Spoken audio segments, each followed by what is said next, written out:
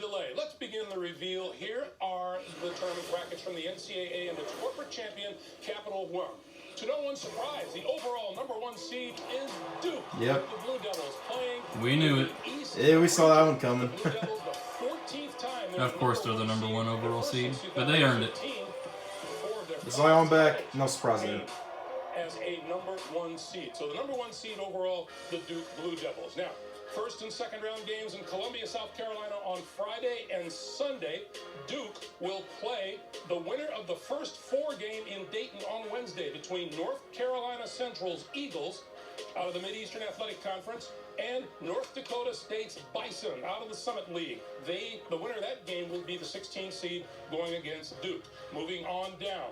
The #8 seed in the East out of the Atlantic 10, the Rams of VCU. They won their first outright Atlantic 10 regular season championship. They will play University of Central Florida Knights out of the American Athletic Conference. They return to the NCAA tournament for the first time since 2005. Now, these games to be played first and second round in San Jose on Friday and Sunday. The 5th seed in the East region, the Bulldogs of Mississippi State. I think that's a bit high for Mississippi State. That's what I'm thinking. Wins against quality teams based on location, and the Bulldogs, a #5 seed. I think they should have been like a 6 or a 7, not a 5. It's a far stretch. They're going up against the Liberty Flames out of the. Oh, this might be a potential upset. I'm definitely picking that upset there. I love Liberty in that matchup. Liberty's been playing good. In the tournament finals. Continuing, the second team out of the Atlantic Coast Conference is Virginia Tech. The Hokies, the #4 seed in the East, 3 straight NCAA tournament appearances for the first time in school history. Oh, they brought out the chairs for this on the court. Yep. I like them as a 4. They're happy as can be, and they're going to face the Billikens of St. Louis, the #13 seed, and the second team. No, look, I don't see an upset there happening. So it'll be Virginia Tech against St. Louis. Never know. First and second round matchups in Jacksonville, Florida on Thursday and Saturday. The #6 seed in the East, the Terrapins of Maryland out of the Big Ten. Coach Mark Turgeon has the 4th youngest team in Division I. They will play the winner of the first 4 game in Dayton. Belmont has made the tournament. Wow. The Bruins. Yes, I'd love to see Belmont there. They made it. That's going to be very interesting. They deserve to be in. Belmont got in. They deserve to get in. Kudos from the committee for reaching. This was the team that faced Murray State, right? Yep. Okay, I thought so. Just had to be clear on that. Yes, sir. All right, the #3 seed in the East, the second team out of the SEC, the LSU Tigers. LSU. They still have to deal with off-court situations with their coach, Will Wade. Will Wade. Tony Benford filling in as the head coach, the interim head coach. They will meet the Yale Bulldogs from the Ivy League. They won a share of the regular season title with Harvard, then went on to beat the Crimson in the Ivy League tournament championship game. Now, first and second round action in Des Moines. Louisville, a 7 seed. And Saturday will feature these teams. No shocker that Louisville's a 7 seed. Louisville, the 3rd team out of the Atlantic Coast. Well, Jordan Wara led the Cardinals in scoring and rebounding. He'll be on display, and they will go up against the second team out of the Big Ten. Minnesota, Louisville versus a Patino. Minnesota. Wang, Richard dang. Pitino. I said Wang, didn't I? Second seed Purdue in the Big Ten tournament before losing to Michigan in the tournament. It's gonna be Kentucky. And the last teams in the East. Okay, Michigan State. Michigan State remains a 2 after winning the Big Ten championship. If you guys have not checked out my Big Ten championship ending on my channel yet, be sure to check it out. Pretty crazy ending. I feel like Michigan should have won that game, but what can you do? It's March Madness for crying out loud. Michigan State obviously will not. And nobody's playing better than the Spartans. All they've gone through, the way they've performed to win a conference regular season championship and conference tournament championship, outstanding. All right, who do the Spartans take on? Out of the Missouri Valley Conference, the #15 seed Bradley Braves. They beat Northern Iowa to win their first Missouri Valley Conference tournament title in 31 years. They come in with a 9-9 conference record, 20-14 overall. They will meet Michigan State. That East Division's looking pretty strong. Yep. And tell me what you see. Well, I see a team in. I think Duke's definitely going to make it out of there in the Final Four, though. Yeah, but don't count out Liberty. They could make a run to the Sweet 16. Or even Belmont. The Liberty Flames for all Upper right season long. quadrant continue to reveal the tournament brackets from the NCAA and its corporate champion, Coca-Cola. The second overall #1 seed is Virginia. No surprise there. Going to the South region. It's the I think that's in Louisville, Kentucky, so I'll get to potentially see Virginia. I'll be seeing the Sweet 16 and Elite 8 of this region. Not if they don't get upset by a 16 seed. That's possible. All right, so the Who's it #1 going to be? It's not UMBC. is Virginia. These first and second round games will take place in Columbia, South Carolina on Friday and Sunday. The Cavaliers are the 4th team out of the Atlantic Coast Conference, and they will meet 16th seed Gardner-Webb. Gardner-Webb. Okay. Don't see an upset happening there, but you never know. I mean, UMBC took them out for crying out loud. Yep. You never know. Virginia may have that curse now. Still think Virginia's going to win, though. But This team worked their way through road games in the conference tournament. That'd be so to funny, win though. the opportunity to be in the field, and they are tough-minded and fun to watch. Congrats to the running Bulldogs of Gardner-Webb. All right, the 8-9 game in the South. The 3rd seed out of the Southeastern is the Rebels of Ole Miss. Coach Kermit Davis, in his first year at Ole Miss, named SEC Coach of the Year. They will meet out of the Big 12 the Oklahoma Sooners, the number 9 Oklahoma seed. is a 6 9? NCAA tournament appearances. I thought they'd be at Probably a 10 at best, maybe an 11. I thought at 12. Those power conference Wow. teams that was That under record. 500 in its league. We'll see when we find out the second first 4 pairing how they Wow. divvy up between the power conferences and the mid-majors. All right, these are first and second round games in San Jose on Friday night and Sunday. The 4th team out That's of the Big fair. Ten, the Badgers of Wisconsin. Ethan Happ, 16th player in Big Ten history to be a 3-time first-team All-Big Ten selection, helps lead the way for the Badgers. They will meet the Oregon Ducks, the number 12 seed, first team. That's tempting in our to pull an brackets here upset right tonight there. Out of the Pac-12. So Oregon just came out of nowhere in the Pac-12 tournament. To capture the Pac-12 tournament And champion. very impressive in that championship win over Washington. All right. Moving on down. The Wow, second team Kansas out of the State is Big a 12, 4. Kansas State, the Wildcats, who won a share of the Big 12 regular season title. 25-8 on the season and 14-4 in the Big 12. Not sure if Dean Wade's going to be able to go. You see him right there, bottom right, with that boot on his foot. Be interesting to see if he has a chance. He actually missed the part of the tournament last year as well.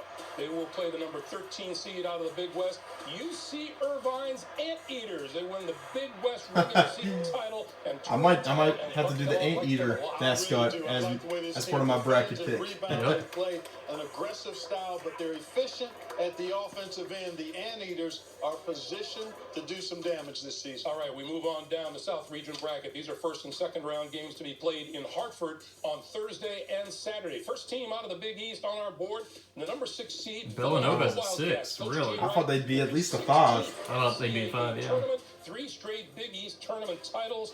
They edged out Seton Hall, won the Big East regular season title as well. So the Villanova Wildcats all set to make an appearance. One guy made a stand. Nobody else followed him up. Poor guy. They will go up against the 11th seed St. Mary's Gales. Ooh, they took down Gonzaga, so that could be a potential pick. Win the West Coast Conference Tournament Championship.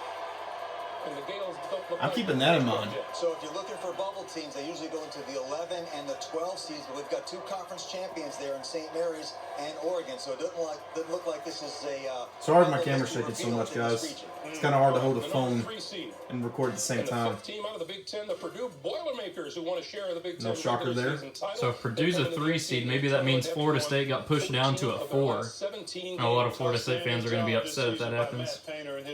I wouldn't blame them. them. The number 14 seed Monarchs of Old Dominion. There's the Old Dominion story. Conference USA I really regular hope season the head and coach tournament can beat Prostate. Now, the first Is and it second round Prostate? games Yeah, in Prostate Columbus, cancer. Ohio on I hope he can Friday beat it. And on Sunday, our third team out of the Wow, Athletic Conference, Cincinnati? I think they got shafted as a 7 seed after winning the American. They should be like a 6, I think. Top seed Houston. I can't believe I feel like they were going to be a 5, honestly. That is very low, especially considering their win today.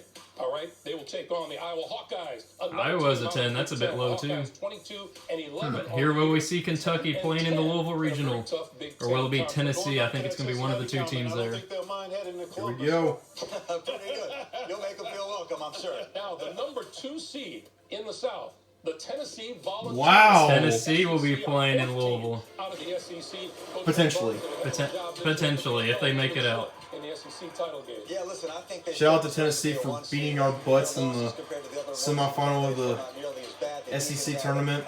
Kentucky just gave up. I'm just hoping Kentucky's in the regional with Gonzaga. We're both Kentucky fans, so there's that. Make fun of us in the comment section below. Yeah, go ahead and roast us. I want to see what y'all say about us. They'll be facing Colgate. Oh, look at that excitement. 11 straight wins for the Raiders. They've got a dynamic... All that excitement. Hopefully they can make some magic happen against Tennessee. I would love to see them take out Tennessee personally. This is a team that's got great momentum going into the tournament. All right, so we go back to the top and we do our review of Villanova. You think they come into this tournament with a bit of a here in New York City? We're halfway through our unveiling of the 68-team field. For the other half, we now move to the lower right quadrant. Continue our reveal of the tournament brackets from the NCAA and its corporate champion AT&T. The third overall #1 seed is North Carolina. The Tar Heels are going. I think they deserve it. That means there'll be 3 ACC teams on the one line this year. And Gonzaga will be the other #1 seed, won't they? Yep. All 3 of Roy Williams' titles came. Honestly, no shocker there. North Carolina being the #1 seed. Tar Heels have shown themselves to be a worthy opponent every time they take the floor this year. These are first and second round games in Columbus, Ohio on Friday and on Sunday. North Carolina's Heels, the #1 seed, they'll take on the 16th seed Iona Gales out of the Metro Pretty obvious pick. Athletic Conference. They won the MAC Tournament Championship. The first team out of the Mountain West is our #8 seed, Utah State's Aggies, who won the Mountain West Tournament title. Sam Merrill, the Mountain West Player of the Year. We saw, they're potent. Oh, they are really potent. They can score. They're excellent defensively and on the glass, and they bring it for 40 minutes every time. I tell you, Sam Merrill's one of the outstanding all-around guards in the country. He scores it, he passes it, and he's an underrated defender as well. They're an 8 seed. Who's the 9 seed they're going to take on? Out of the Pac-12, the Washington Huskies. 26-8. That'll be an interesting game. Washington would be the 8th seed and Utah State would be the 9th seed.